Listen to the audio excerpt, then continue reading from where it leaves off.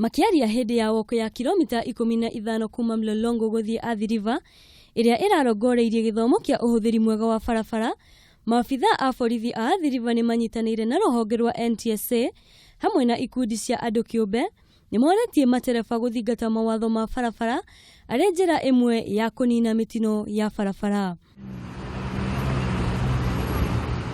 Mitino 96 niyo yandikithitio kuma thibitari ya Shalom Community mweri-ini wa gatandatu iria ihanikite gatagati ga tauni icio cieri. Maafitha a NTSA ni maugete ati mitino miuru ya barabara ihanikaga o muthenya ni undu wa matereba kwaga gutwarithia ngari na ubaciriri.